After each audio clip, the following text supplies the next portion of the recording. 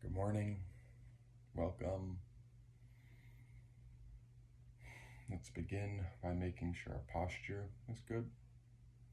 I have my legs crossed. My shoulders are up over my hips. My neck and spine are in line. And I'm going to put my right hand on top of my left. Set it in my lap. Let's begin with some deep breathing, just to settle ourselves. Take a deep breath in and close the eyes. Release the breath.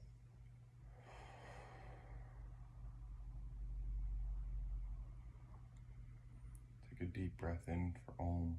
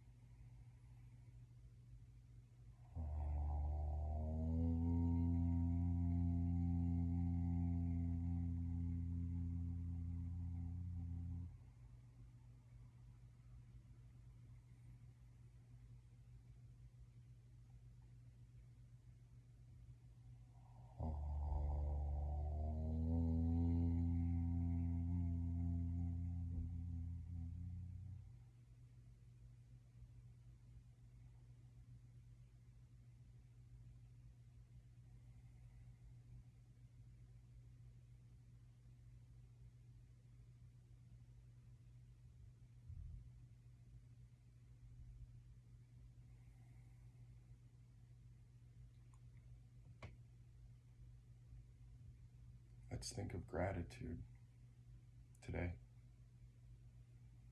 Let's remember all the people that have given and contributed to our individual life. So often we feel such pride for the things we've accomplished, the places we've been, the things we've done.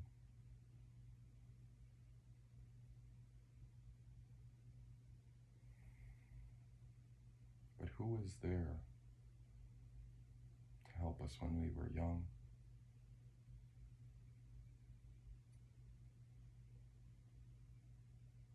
Let's find gratitude for all the teachers that helped us into our adult lives.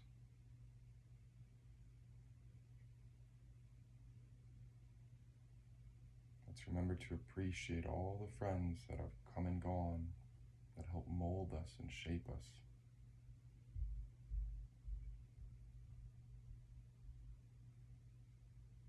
And above all, let's remember our parents for all that they do for us, all they've done, and all they'll continue to do in our lives.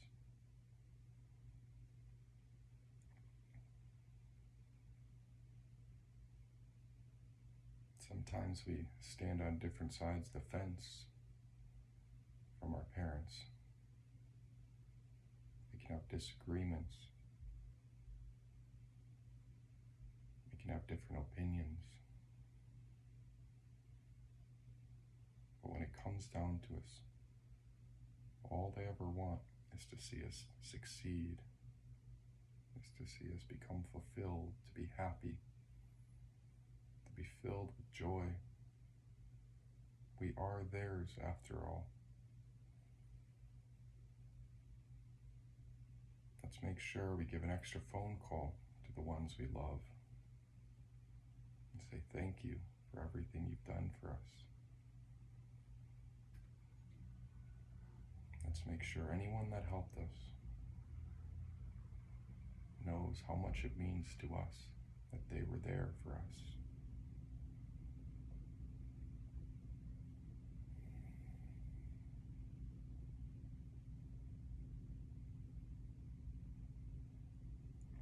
When we invite gratitude into our lives, we remember that all we give is all we get back.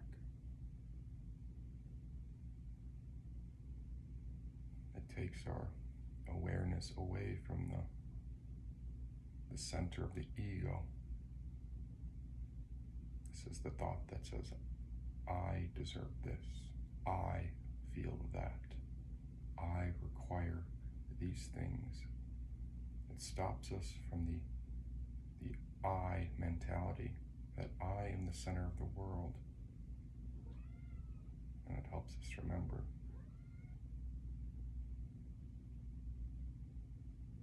that we're all in it together.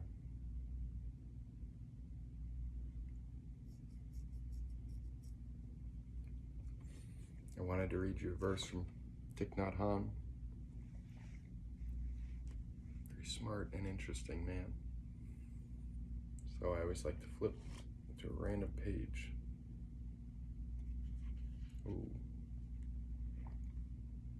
This is under the section called Peace. The title is Seeds of Violence. Violence is never far. It is possible to identify the seeds of violence in our everyday thoughts, speech, and actions. We can find these seeds in our own minds, in our own attitudes, in our own fears and anxieties about ourselves and others. Thinking itself can be violent, and violent thoughts can lead us to speak and act violently. In this way, the violence in our mind manifests in our world. The daily wars that occur within our thoughts and within our families have everything to do with the wars fought between people and nations throughout the world. The conviction that we know the truth and those who do not share our beliefs are wrong has caused a lot of harm. When we believe something to be the absolute truth, we have become caught in our own views. If we believe, for instance, that Buddhism is the only way to happiness, we may be practicing a kind of violence by discriminating against and excluding those who follow other spiritual paths. When we are caught in our views, we are not seeing and understanding in accord with reality. Being caught in our views can be very dangerous and block the opportunity for us to gain a deeper wisdom. We usually think of violence and war as an act or event with a definite beginning and a definite end. But when we look into the true nature of war, we see that whether war breaks out or not, the seeds of war are already there. We do not have to wait until war is officially declared to recognize its presence. When the opposing armies have left the battlefield and gone home, it seems that the war no longer exists. But that may not be true. The war may still be there. Although the fighting has ended, hatred and fear are still there in our hearts and minds of the soldiers and the soldiers' fellow citizens. The war is there, yes, and if we look around, we still recognize its many faces: religious intolerance, ethnic hatred, child neglect, racial discrimination, and exploitation of the world's resources. But we also know that the seeds of peace, understanding, and love are there, and that they will grow if we cultivate them. When we recognize the violence that has taken root within us in the everyday way we think, speak, and act, we can wake up and live in a new way. We can make a strong determination to live mindfully, to live in peace. Shining the light of awareness on the roots of violence within our own heart and thoughts, we can stop the war where it begins, in our own minds. Stopping the war in our own minds, in our own hearts, we will surely know how to stop the war outside.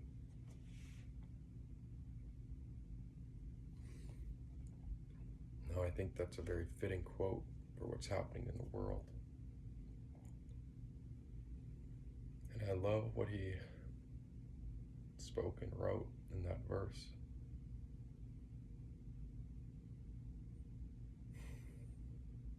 You see, the world, our whole universe is all mental.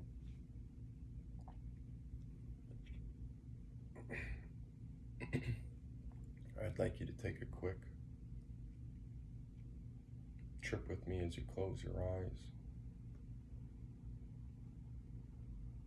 I want you to take yourselves to the very first farm on earth. I want you to find yourselves in the very first field that was ever cultivated.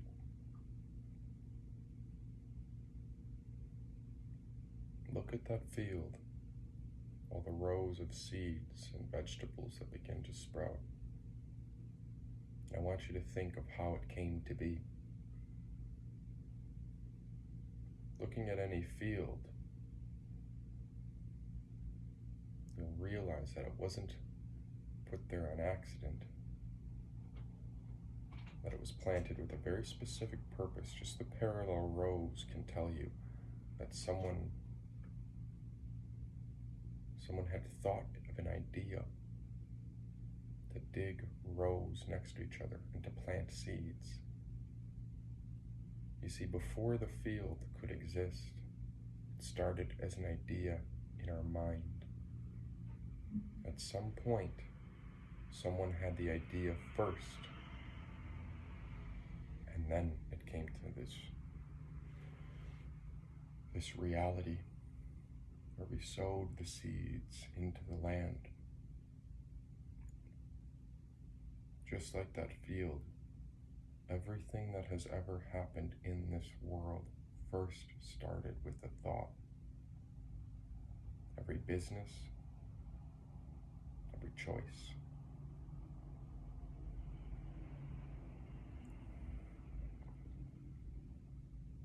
If you're planning out your day, it starts with the mind. The mind requires the intelligence to guide the body on what actions need to be done.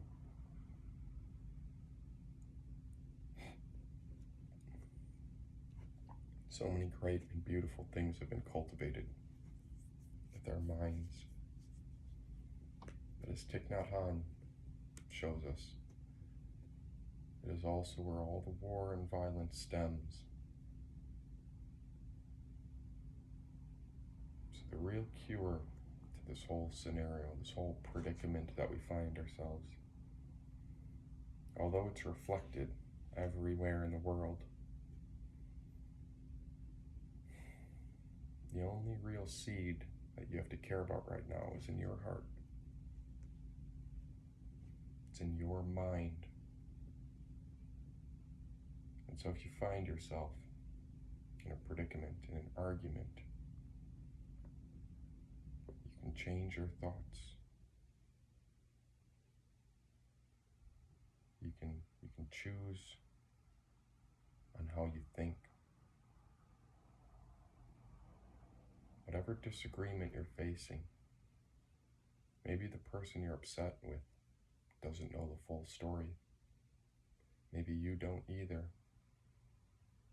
But if we can control our mind to spread love and even forgiveness, it begins to impact your immediate surroundings, begins to impact those around you, your friends and family. And enough little changes, you won't have to preach, people will see it. They'll see it. It's a living example.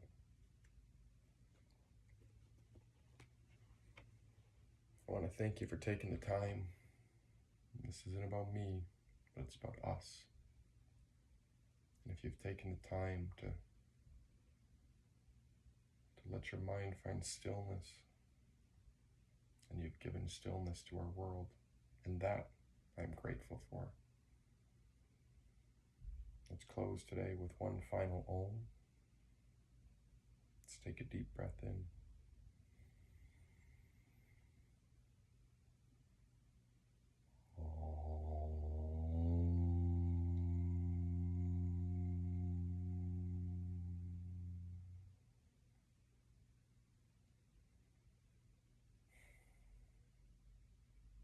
light in me sees and honors the light in you.